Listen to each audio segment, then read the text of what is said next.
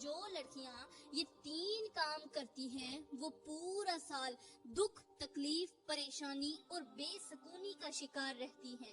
جی ہاں میری پیاری بہنوں، یہ بات آپ کو سننے میں عجیب لگے گی، مگر حقیقت یہی ہے کہ عید کا دن اگرچہ خوشیوں کا دن ہے، جشن منانے کا دن ہے، لیکن یہی دن آپ کے لیے آزمائش کا سبب بھی بن سکتا ہے۔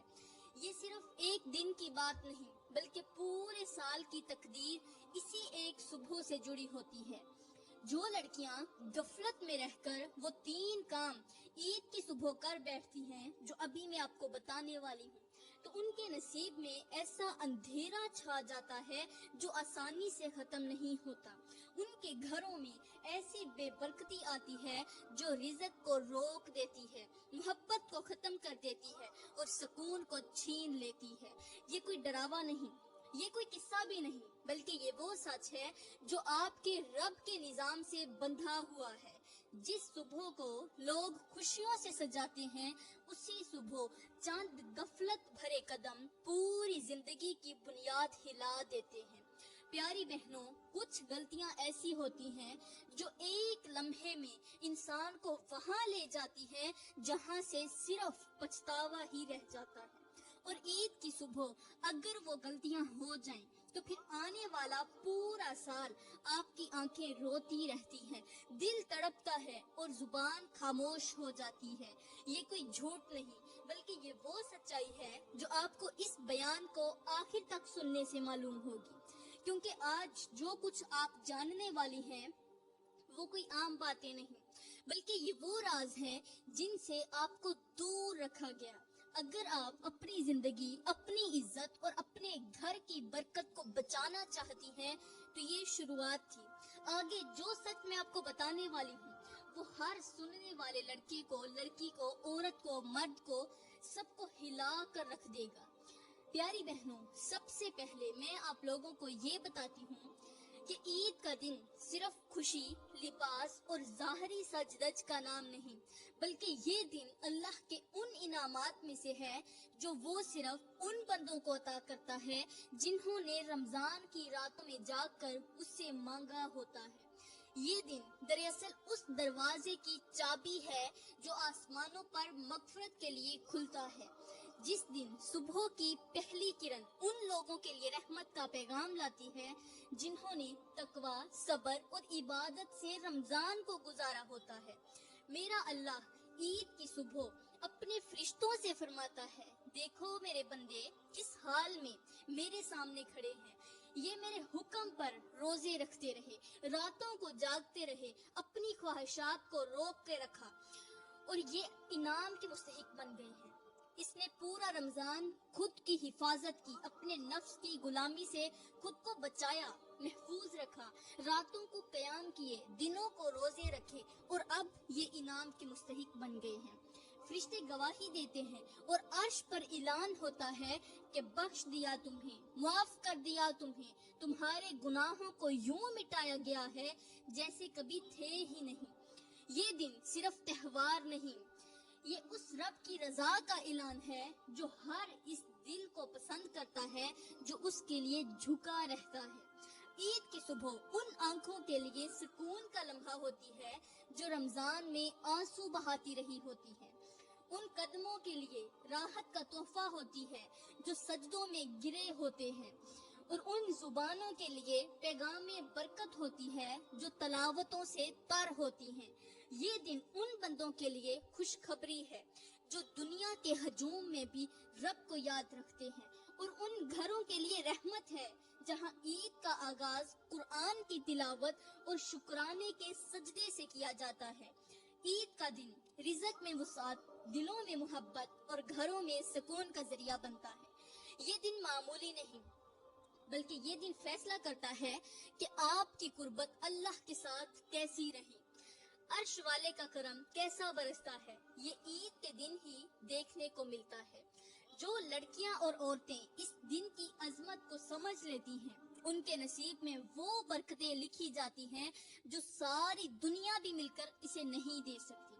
عید کی صبح صرف سورج نہیں چمکتا بلکہ اس گھر کی قسمت بھی جگمگا اٹھتی ہے جہاں دل پاک، زبان ذکر سے تر اور آنکھیں اللہ کے خوف سے بھیگی ہوتی ہیں۔ یہ دن ان لوگوں کے لیے دنیا کی سب سے بڑی خوشی ہوتا ہے جن کے دل دنیا کی چمک دمک کی بجائے رب کی رضا کے لیے دھڑکتے ہیں۔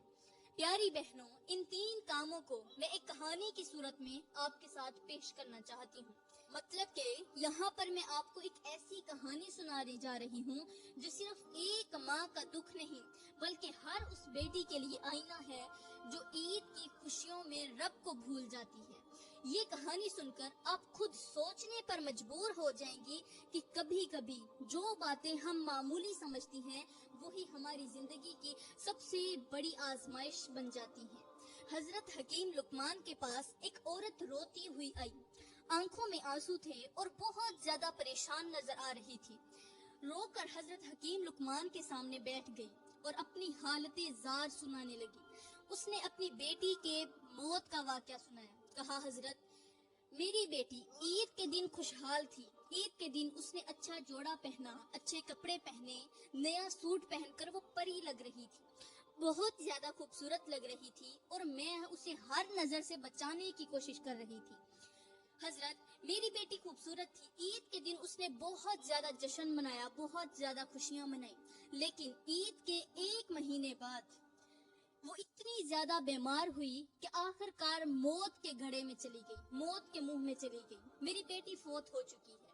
حضرت حکیم لقمان نے اس عورت کی حالت دیکھ کر آسمان کی طرف دیکھا، پھر گہری سانس لے کر فرمایا، اے عورت، تیرا دکھ سچا ہے، تیرا درد واضح ہے، مگر جان لے یہ دکھ ایسے ہی نہیں آیا، یہ اس وقت کا بدلہ ہے جب تمہارے گھر میں عید کی صبح کو 3 کام کیے گئے جن کے بعد اللہ کی رحمتیں واپس پلٹ گئیں۔ عورت نے چونک کر سر اٹھایا مگر خاموش رہی۔ حضرت حکیم لقمان نے فرمایا کہ آپ کے گھر میں جو 3 کام کیے گئے تھے ان میں سے پہلا کام یہ تھا جو اکثر لڑکیاں کرتی ہیں عید کے دن۔ عید کی صبح آنکھ کھلتے ہی بغیر وضو، بغیر نماز، اللہ کا نام لیے سب سے پہلے موبائل فون ہاتھ میں اٹھاتی ہیں۔ میری پیاری بہنوں، وہ لمحہ جب عرش سے رحمتیں نازل ہو رہی ہوتی ہیں اور اللہ کے فرشتے زمین پر برکتیں بانٹنے آتے ہیں، اس لمحے اگر ایک لڑکی رب کی یاد کے بجائے تصویروں، سٹیٹس، فیشن اور پوسٹوں میں کھو جائے تو وہ اپنے ہاتھوں سے اپنی قسمت کے دروازے بند کر لیتی ہے۔ حضرت حکیم لقمان نے فرمایا، جس دن کی شروعات اللہ سے نہ ہو اس میں برکت کبھی نہیں آتی، اور جس کی عید کی صبح دنیا پرستی سے ہو اس کی سال بھر کی دعائیں بھی کبھی قبول نہیں ہوتی۔ پیاری بہنوں، جو لڑکیاں عید کی صبح آنکھ کھلتے ہی سب سے پہلے موبائل فون اٹھاتی ہیں وہ دراصل اپنی قسمت کی چابی خود اپنے ہاتھوں سے توڑ دیتی ہیں۔